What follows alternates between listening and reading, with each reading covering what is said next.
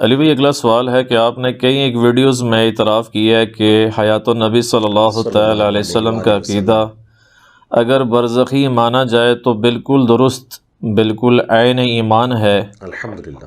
لیکن دوسری طرف آپ بریلوی اور دیوبندی مکاتب فکر کے برعکس قبر رسول صلی اللہ تعالی علیہ وسلم پر جا کر شفاعت کا سوال کرنے کو گستاخی اور حرام قرار دیتے ہیں، تو کیا ان باتوں کا سیدھا سادہ مطلب یہ نہیں نکلتا کہ آپ قبر رسول صلی اللہ تعالی علیہ وسلم کی حاضری کو ایک غیر ضروری بلکہ لغو کام سمجھتے ہیں؟ نعوذ باللہ من ذالک۔ نعوذ باللہ من ذالک، بالکل ایسا نہیں ہے۔ اللہ تعالیٰ آپ کو توبہ کی توفیق دے جنہوں نے بھی اس قسم کی میرے بارے میں بدگمانی کی۔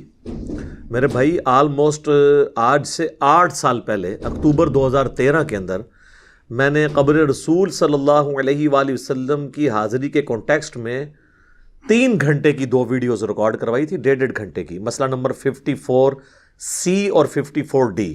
54A اور B جو ہے وہ حج اور عمرے سے متعلق تھی، اور 54C اور D قبر رسول کی حاضری سے متعلق تھی صلی اللہ علیہ وآلہ وسلم، جس میں میں نے دونوں ایکسٹریم رویے، ایک طرف جو اہل حدیث کے امام ہیں، امام ابن تیمیہ المتوفیٰ 728 ہجری، اور دوسری طرف امام علی السبکی صوفی جو ہیں المتوفیٰ 756 ہجری، دونوں کے ایکسٹریم رویوں کے اوپر میں نے گرفت کی تھی، اور اس میں میں نے بتایا تھا کہ اس میں کوئی شک نہیں ہے کہ قبر رسول صلی اللہ علیہ وآلہ وسلم شعائر اللہ میں سے ہے۔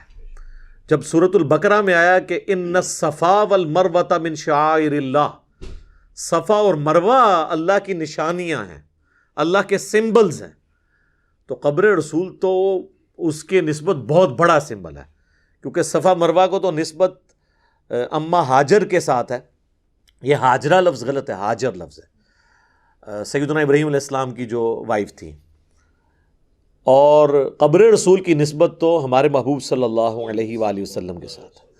اور میں کہتا ہوں کہ قبر رسول اتنا بڑا اللہ تعالیٰ کی نشانیوں میں سے ایک بڑی نشانی ہے کہ کسی اور پیغمبر کی قبر اتھینٹک ہمیں نہیں پتا، معلوم نہیں ہے کہ یہ اس پیغمبر کی قبر ہے یا نہیں، چونکہ نبی علیہ السلام قیامت تک کے لیے پیغمبر بنا کر بھیجے گئے ختم نبوت کی وجہ سے، لہٰذا آپ کی قبر کو بھی اللہ تعالیٰ نے سیو کر دیا، اور آج ہم پورے وثوق کے ساتھ نسل در نسل اس چیز کو عملی تواتر سے ٹرانسفر کرتے آئے ہیں۔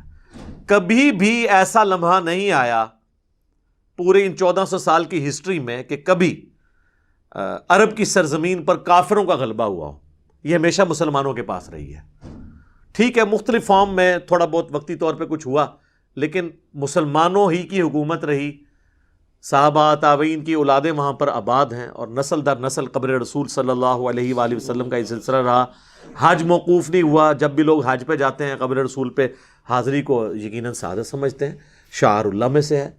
اور سورہ الحج میں اللہ تعالیٰ نے فرمایا کہ جو اللہ کے شاعر ہیں ان کی عزت کرنا یہ دلوں کے تقوی میں سے ہے، تو نبی علیہ السلام کی قبر مبارک کی عزت کرنا، وہاں پر جانا، یہ نفلی عبادات میں سے ایک ٹاپ آف دا لسٹ نفلی عبادت ہے، اس میں تو کوئی شک ہی نہیں ہے۔ اور وہ قبر مبارک تو عام جگہ بھی نہیں ہے۔ صحیح بخاری اور صحیح مسلم کی متفق علیہ حدیث ہے، نبی صلی اللہ علیہ وآلہ وسلم نے فرمایا کہ میرے ممبر سے لے کر میرے گھر تک جنت کے ٹکڑوں میں سے ایک ٹکڑا ہے، جسے ہم ریاض الجنہ کہتے ہیں۔ اچھا، بڑی مزے کی بات ہے، امام بخاری نے اس حدیث کے اوپر باب باندھا ہے، قبر رسول سے ممبر رسول جنت کا ٹکڑا ہے۔ انہوں نے رسول اللہ کا گھر نہیں لکھا، کیونکہ آج کی ڈیٹ میں وہاں گھر ہے ہی نہیں ہے، وہاں نبی علیہ السلام کی قبر مبارک ہے۔ امام بخاری کا یہ لفظ قبر ایڈ کرنا اس حدیث کی ہیڈنگ کے اوپر، یہ ان کی نبی علیہ السلام کی قبر مبارک کے ساتھ جو عقیدت ہے اس کا ثبوت ہے کہ وہ نبی علیہ السلام کی قبر مبارک کو جنت کا ٹکڑا سمجھتے ہیں، اور ظاہر ہے اسی ٹکڑے میں سیدنا ابو بکر عمر رضی اللہ تعالیٰ عنہما کی قبریں بھی موجود ہیں۔ تو یہ ریاض الجنہ جنت کا ٹکڑا ہے۔ اس لیے آپ کو پتہ ہے کہ صحیح بخاری میں آتا ہے کہ سیدنا عمر رضی اللہ تعالیٰ عنہ دعا کیا کرتے تھے، اللہم ارزقنی شہادتاً فی سبیلک وجعل موتی فی بلد رسولک صلی اللہ علیہ وآلہ وسلم۔ اے اللہ، مجھے اپنی راہ میں شہادت کی موت دینا، اور اپنے رسول کے شہر میں موت عطا کرنا. اور اللہ تعالیٰ نے حضرت عمر فاروق رضی اللہ تعالیٰ عنہ کی دونوں دعائیں قبول کی. ان کی شہادت مدینہ شریف میں ہوئی اور اس سے بڑی سعادت قبر رسول کے ساتھ ان کو جگہ مل گئی. دنیا میں اور کوئی صحابی نہیں ہے حضرت ابوبکر عمر کے سوا کہ جن کی قبر پہ اتنے اہتمام سے پوری دنیا کے مسلمان جاتے ہوں، رسول اللہ کی نسبت کی وجہ سے، چونکہ حضور کے ساتھ دفن ہے. اور یہ انہوں نے خواہش کا اظہار کیا تھا. صحیح بخاری میں یہ حدیث ہے، بڑی لمبی حدیث ہے. جب سیدنا عمر کو زخم لگا اور چند دن جب گزرے، وہ جو بھی کھاتے تھے وہ معدہ کٹ گیا تھا، وہ باہر نکل جاتا تھا. انہیں یہ یقین ہو گیا کہ اب میں نہیں بچوں گا. تو انہوں نے اپنے بیٹے عبداللہ ابن عمر کو بھیجا اور کہا کہ سیدہ عائشہ کے پاس جاؤ، چونکہ وہ اس حجرے میں رہتی تھی، نبی علیہ السلام کی قبر مبارک ہے جہاں پہ، اور ان سے کہو کہ عمر اپنے دو ساتھیوں کے ساتھ، یعنی رسول اللہ صلی اللہ علیہ وآلہ وسلم اور سیدنا ابوبکر رضی اللہ تعالیٰ عنہ کے ساتھ دفن ہونا چاہتا ہے. اور یہ نہیں کہنا کہ امیر المومنین نے بھیجا ہے، یعنی کیونکہ میں خلیفۃ المسلمین ہوں، یہ اس کو حکم ہی نہ سمجھ لیں، میں اب تمہارا خلیفہ نہیں ہوں. کہنا عمر نے عرض کیا ہے، کیونکہ اسی حدیث میں انہوں نے کہا تھا کہ میں اپنے بعد اس امر خلافت میں 6 بندوں کے سوا کسی کو حقدار نہیں سمجھتا: علی، عثمان، طلحہ، زبیر، سعد بن ابی وقاص اور عبد الرحمن بن عوف رضی اللہ عنہم اجمعین. اس میں الفاظ ہیں کہ جا کے کہنا کہ عمر بن خطاب عرض کرتا ہے. اب سیدہ عائشہ جو ہیں وہ کہنے لگیں کہ میں نے یہ قبر کی جگہ اپنے لیے رکھی ہوئی تھی، لیکن آج میں عمر کو اپنے پہ ترجیح دیتی ہوں، تو عمر کو کہہ دو کہ یہیں پہ دفن ہوں گے. خیر اس کی کاسٹ ان کو پھر ادا کرنی پڑی ہے سیدہ عائشہ کو. وہ مسند احمد میں حدیث ہے، مشکات میں بھی موجود ہے کہ سیدہ عائشہ کہتی ہیں جب سے عمر دفن ہوئے ہیں نا، میں پردے کی حالت میں آتی ہوں ان قبروں پہ، کیونکہ پہلے تو میں اتنا اہتمام نہیں کرتی تھی، یہ سوچتی تھی کہ ایک میرے شوہر ہیں اور ایک میرے والد ہیں. تو یعنی یہ ان کا ایک تقوی اور پرہیزگاری تھی. اس سے کوئی یہ نہیں ہے کہ ان کا یہ عقیدہ تھا کہ وہ قبر کے نیچے سے دیکھ رہے ہوتے ہیں. بعض لوگ یہ عقیدہ نکالنا شروع کر دیتے ہیں. میرے بھائی جو سینکڑوں من مٹی کے نیچے سے دیکھ سکتا ہے نا، تو اس کے سامنے کپڑوں کا حجاب کوئی حجاب نہیں ہے. یہ ہمیں فضول قسم کے رزلٹ بیچ میں سے نکالتے ہیں. ان کی اپنی تقوی پرہیزگاری ہے جس کا وہ اظہار کرتی تھی، تو وہ پوری زندگی پھر اس چیز کا اہتمام کرتی تھی. بہرحال عبداللہ ابن عمر واپس آئے، صحیح بخاری کے الفاظ ہیں، اور کہا کہ ابا جی آپ کی خواہش پوری ہو گئی ہے. تو انہوں نے کہا اللہ کی قسم مجھے اس دنیا میں اس سے بڑھ کر کوئی محبوب چیز نہیں تھی کہ میں رسول اللہ کے ساتھ دفن ہوں. اور پھر فرمایا جب میں مر جاؤں دوبارہ میری میت کو لے جانا وہاں پر، اور سیدہ عائشہ سے دوبارہ اجازت مانگنا. ہو سکتا ہے ابھی میرے روب کی وجہ سے اجازت دے دی ہو، جب میں مر جاؤں گا پھر میرا کون سا روب ہے. اگر دوبارہ اجازت ملے تو دفن کر دینا، ادروائز مجھے مسلمانوں کے قبرستان میں دفن کر دینا. کوئی ضد نہیں کرنی اس چیز کو، کوئی یعنی میری اہمیت کے پوائنٹ آف ویو سے وہاں پہ کسی پہ جتانے کی ضرورت نہیں ہے. یہ حدیث ہے جو بخاری میں ہے. اور یہاں پہ ہمارے بریلوی اور دیوبندی علماء جو ہیں ہمیں کہانی سناتے ہیں کہ جی وہ مولا علی کو ابو بکر نے وصیت کی تھی رضی اللہ عنہما کہ میری لاش کو جا کے قبر رسول کے باہر رکھنا، اگر کنڈی کھل گئی تو وہ کنڈی خود بخود کھل گئی. کنڈی خود بخود کھلنے کی ضرورت ہی نہیں تھی، حضرت عائشہ اندر موجود ہے. ہو سکتا ہے کنڈی کھلی ہو، دروازہ کھٹکھٹایا، حضرت عائشہ نے کھول دیا ہو. اس کو یہ واقعہ بنا لینا کہ وہ خود بخود کنڈی کھلی اور پھر کہتے ہیں نہیں قبر سے آواز آئی حبیب کو حبیب سے ملا دو. ہم یہ عرض کرتے ہیں کہ ابو بکر رضی اللہ تعالیٰ عنہ اور حضرت عمر یہ دونوں جگری یار تھے. اور اگر حضرت عمر کو پتا تھا کہ ابو بکر کے لیے کنڈی کھلی ہے تو ان کو بھی اپنے بیٹے کو یہی کہنا چاہیے تھا کہ پہلے بھی 2 سال پہلے ایک کنڈی کھلی تھی نا، 11 سال پہلے آلموسٹ، تو دوبارہ کھل جائے گی. وہ آ گیا بخاری شریف، یہ تھا کہانی شریف، اور ہم نے پکڑ لی یہ کہانی شریف ہے. بالکل جھوٹ ہے. ایک پریسیڈنٹ جب سیٹ تھا، وہ بخاری مسلم میں حدیث ہے نا، عبداللہ ابن عباس کہتے ہیں کہ حضرت عمر کی میت رکھی تھی اور ایک شخص میرے پیچھے آیا، اس نے میرے کندھے پہ اپنی کونی رکھی اور اس نے سیدنا عمر کی میت کو مخاطب کر کے کہا کہ مجھے امید تھی تم اپنے 2 ساتھیوں سے جا ملو گے، کیونکہ میں نے بارہا حضور سے سنا تھا میں ابو بکر اور عمر داخل ہوئے، میں ابو بکر اور عمر فلاں جگہ گئے، میں ابو بکر اور عمر یوں کیا، اور اللہ کی قسم تم وہ شخص تھے کہ تمہارے اعمال پہ مجھے رشک تھا کہ میں اللہ کے حضور ان اعمال کے ساتھ پیش ہوں۔ سر اتنی بڑی کامیابیاں، قادسیہ، یرموک آپ دیکھیں، اتنا اسلام کا دائرہ وسیع ہوا۔ تو عبداللہ ابن عباس کہتے ہیں میں نے یوں مڑ کے دیکھا تو وہ سیدنا علی ابن ابی طالب تھے جو حضرت عمر کی میت کے اوپر یہ تعریفی کلمات کہہ رہے تھے۔ تو اس میں موجود ہے میں ابو بکر عمر، میں ابو بکر عمر۔ تو جب ابو بکر کے لیے کنڈی کھلی ہے تو عمر کے لیے کیوں نہیں کھلی؟ کہانی تھی، پکڑی گئی۔ اسی لیے تو ہم عرض کرتے ہیں کہ مرنے سے پہلے اے مسلمان کر لے اس پہ غور، کتابوں کا خدا اور ہے اور یہ تمہارے بابوں کا خدا اور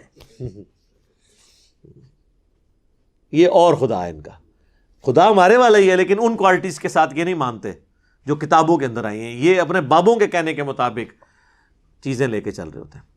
بہرحال یہ بہت بڑی فضیلت۔ صحیح مسلم میں حدیث ہے کہ جو شخص مدینے میں مرے گا اور اس کے مصائب پہ صبر کرے گا، قیامت والے دن میں اس کا سفارشی ہوں گا اللہ کے حضور۔ جامعہ ترمذی میں حدیث ہے ہو سکے تو مدینے میں مرو، یعنی جو مدینے میں رہ رہے کوشش کرے مدینے سے باہر نہ نکلے۔ امام مالک اسی لیے نہیں نکلا کرتے تھے نا، انہوں نے ایک ہی حج کیا ہے، وہ کہتے ہیں میں نے مدینے سے باہر نہیں نکلا مجھے موت۔ اور امام مالک کی قبر آج مدینے میں میری حاضری کئی دفعہ ہوئی اس قبر مبارک پہ۔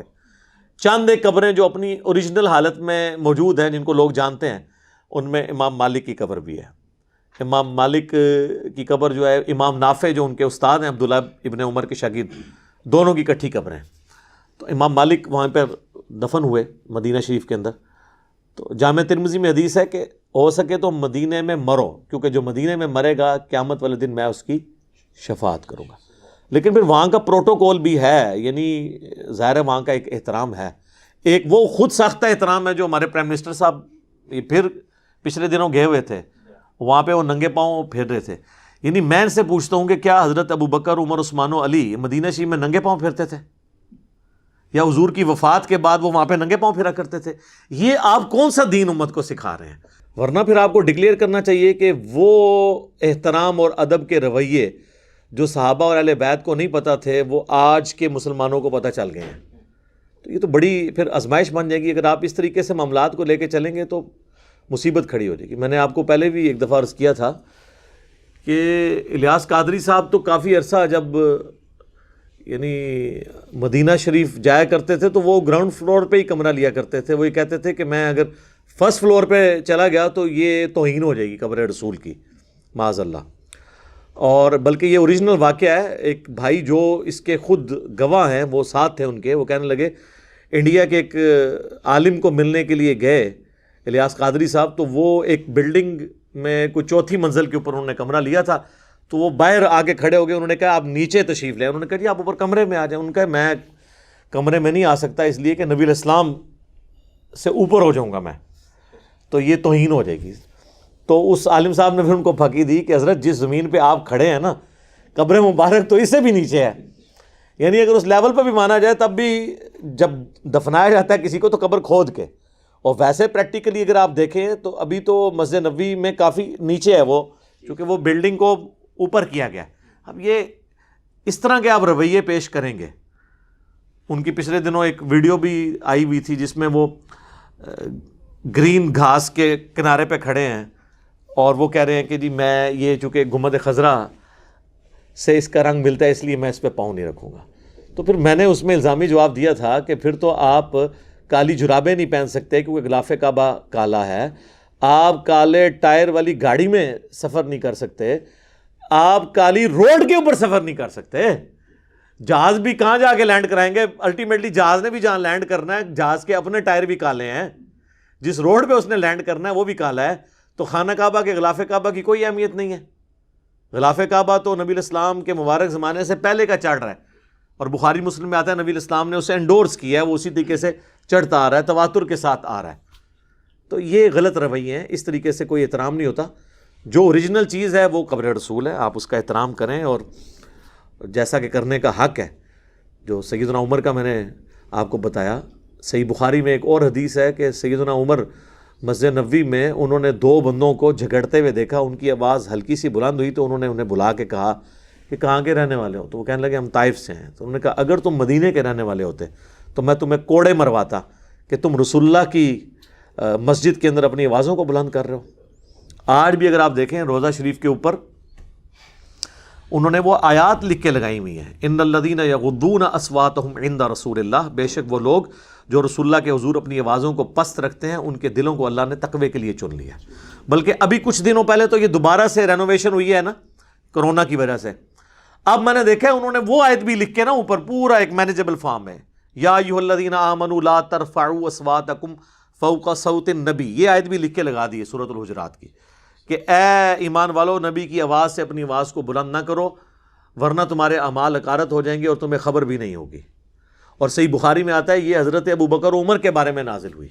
ابن ابی ملیکہ کہتے ہیں قریب تھا کہ اس مخلوق کے دو بہترین لوگ برباد ہو جاتے جب انجانے میں رسول اللہ کی مجلس میں آپس میں گفتگو کرتے ان کی آوازیں بلند ہوئیں اور اللہ نے یہ آیات نازل کر دی۔ یعنی وہ رسول اللہ کے ساتھ انہوں نے کوئی مس بیہیو نہیں کیا، آپس میں لڑ پڑے۔ وہ ایک قبیلہ آیا تھا، اس کا نبی علیہ السلام نے ایک امیر مقرر کیا تو حضرت ابوبکر کے مشورے سے، تو حضرت عمر نے کہا نہیں یہ بہتر ہے، تو اس میں پھر حضرت ابوبکر عمر کے درمیان تلخ کلامی ہوئی کہ آپ میری رائے کی مخالفت کرتے ہیں، تو پھر آیات نازل ہوئیں۔ اور بخاری کے الفاظ ہیں جب یہ آیات نازل ہوئیں تو عبداللہ ابن زبیر کہتے ہیں اس کے بعد حضرت عمر اتنی کم آواز کے اندر گفتگو کرتے تھے کہ نبی علیہ السلام بعض اوقات کہتے تھے عمر اونچا بولو مجھے آواز نہیں آ رہی۔ پھر اگلی آیات نازل ہوئیں ان الذین یغضون اصواتهم عند رسول اللہ، بے شک وہ لوگ جو اپنی آوازیں پست رکھتے ہیں رسول اللہ کے حضور، اللہ تعالیٰ نے ان کے دلوں کو تقوی کے لیے چن لیا۔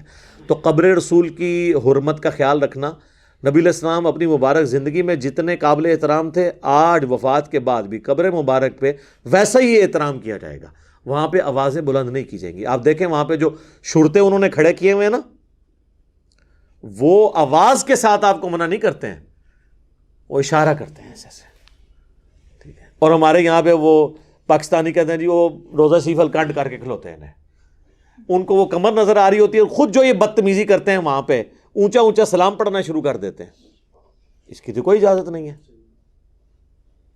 سنن ابی داؤد میں حدیث ہے میری قبر پہ میلہ مت لگانا، تم دنیا کے کسی بھی حصے میں درود پڑھو گے اللہ تمہارا درود میرے تک پہنچا دے گا۔ سنن نسائی میں حدیث ہے کہ زمین میں کچھ فرشتے سیاحت کرتے ہیں جو میرے امتیوں کا سلام میرے تک پہنچاتے ہیں۔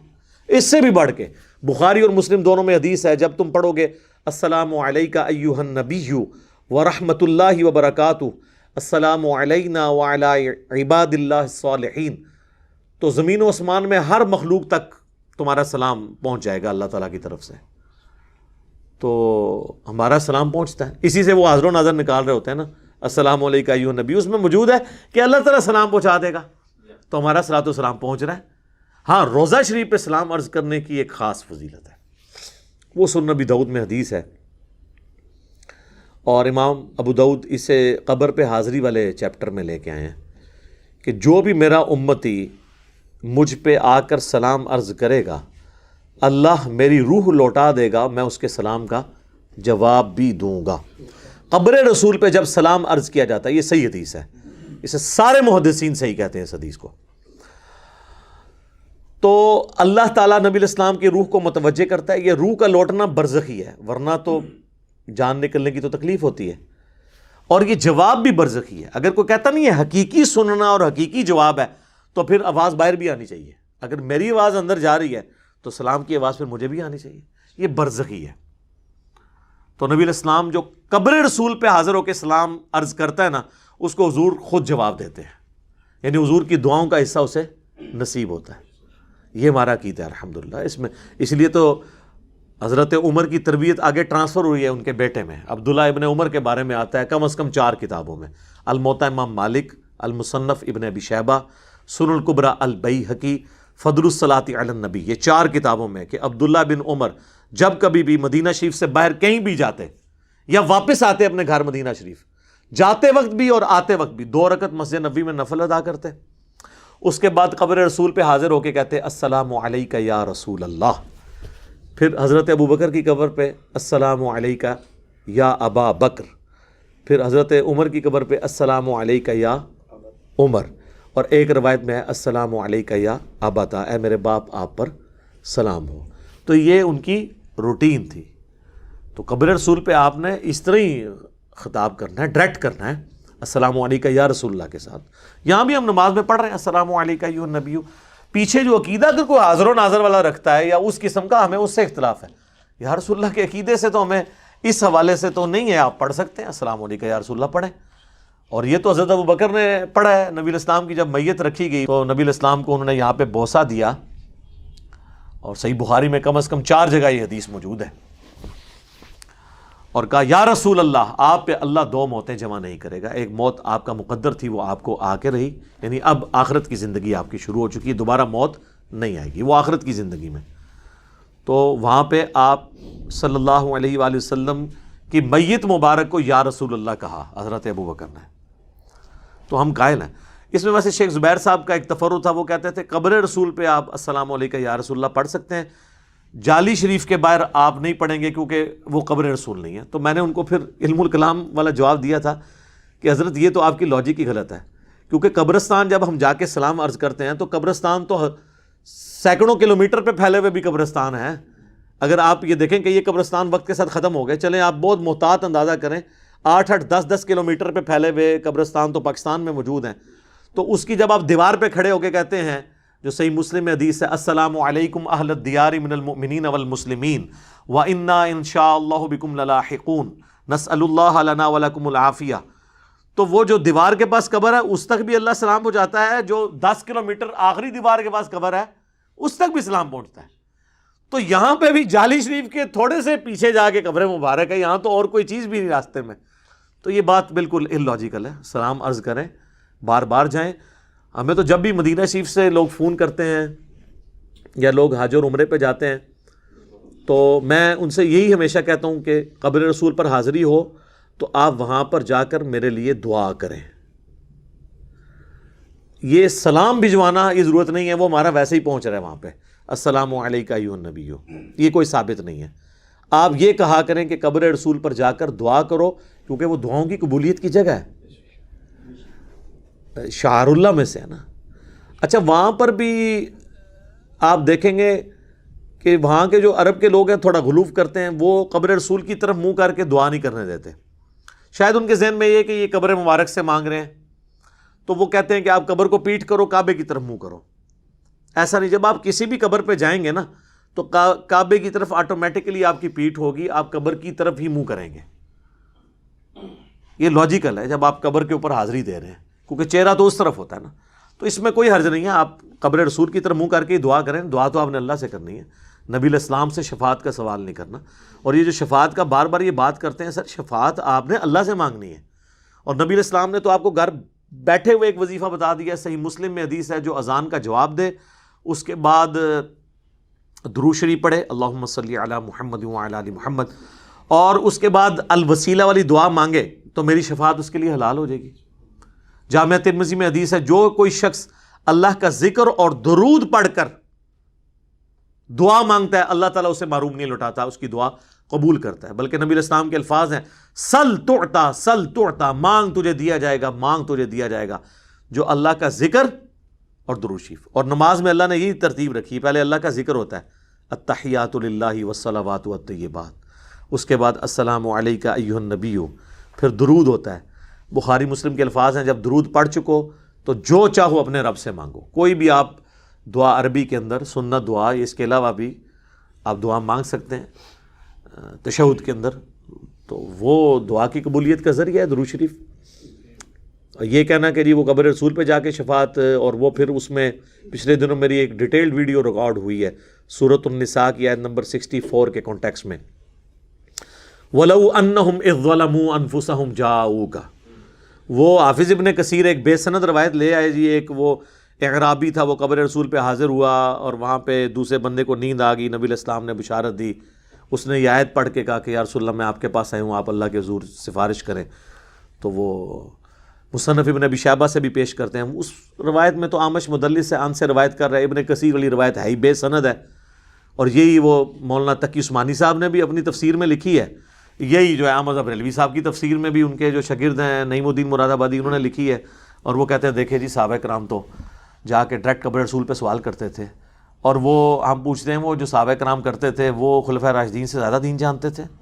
روایتیں ہی ثابت نہیں. جو ثابت ہے وہ بخاری میں 1010 نمبر حدیث ہے کہ حضرت عمر کے زمانے میں جب قحط پڑ جاتا تو وہ دعا کرتے اللہم انا کنا نتوسل الیک بنبینا، اے اللہ پہلے پہل ہم تیرے نبی کو تیری بارگاہ میں لے کے آتے تھے، ان کا وسیلہ اختیار کرتے تھے، ان کی دعا کی برکت سے تو بارش نازل فرماتا تھا، اب ہم ان کے چچا کو لے کر آئے ہیں تو ان کی دعا کی برکت سے بارش نازل ہو جاتی۔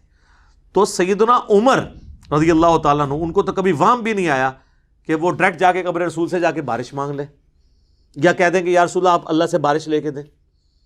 وہ تو کہہ رہے ہیں اللہ جب تک نبی موجود تھے ان کو لے کے آتے تھے، اور یہ ہے صحیح بخاری، اور وہ کہانی شریف بنا لیتے ہیں، یا وہ روایتیں انتہائی درجے کی کمزور روایتیں، اس پہ میری پوری ڈیٹیل ویڈیو ریکارڈ ہے۔ لیکن یہ تو بہت آگے گئے ہیں نا جی، انہوں نے تو فضان سنت میں الیاس قادری صاحب نے، اور فضائل اعمال کا جو چیپٹر ہے فضائل حج، اس میں شیخ زکریا کانوی صاحب نے تو لکھا ہے کہ 555 ہجری میں جب شیخ احمد رفاعی قبر رسول پہ حاضر ہوئے تو نبی علیہ السلام نے 90,000 لوگوں کی موجودگی میں اپنا ہاتھ مبارک قبر سے باہر نکالا اور شیخ احمد رفاعی نے بوسہ دیا، اور یہ منظر دیکھنے والوں میں شیخ عبد القادر جیلانی کا نام بھی ذکر کیا جاتا ہے۔ تو میں نے اس پہ عرض کیا تھا کہ عبد القادر جیلانی تو پیر ہیں شیخ احمد رفاعی کے، انہوں نے ہاتھ کیوں نہیں چوما؟ گستاخی ہے نا، کہتے ہیں نہیں وہ دیکھنے والوں میں شامل تھے، بڑی بدبختی ہے جی، تکدے ہی رہ گئے نے تے مرید جڑا وہ نمبر لے گیا، کہانی جھوٹ۔ اور میں یہ کہتا ہوں کہ یہ ہاتھ مبارک سقیفہ بنی ساعدہ والا جو مسئلہ ہوا، جو صحیح بخاری مسلم میں آتا ہے 6 مہینے تک مولا علی نے بیعت نہیں کی، ادھر تو یہ ہاتھ مبارک کوئی نہیں باہر نکلا۔ جنگ جمل صفین اور نہروان کے حوالے سے تو کوئی انسٹرکشن نہیں آئی ہے۔ یہ بات کے لوگ عجیب و غریب قسم کے دعوے کرتے ہیں۔ یہ چونکہ ساری چیزیں قبر رسول کے ساتھ جڑی ہوئی ہیں، تو لہٰذا میں نے آج سے 8 سال پہلے 2 لیکچرز 1.5 گھنٹے کے ریکارڈ کروائے تھے، جس میں نے قبر رسول سے متعلق جتنی حدیثیں ہیں، صحیح حدیثیں بھی بیان کی، ضعیف حدیثیں بھی بیان کی، اس لیے تاکہ لوگوں کو پتہ چل جائے، ایک ایک چیز کلیئر کی۔ مسئلہ نمبر 54C اور 54D، جسے شوق ہے وہ دیکھے۔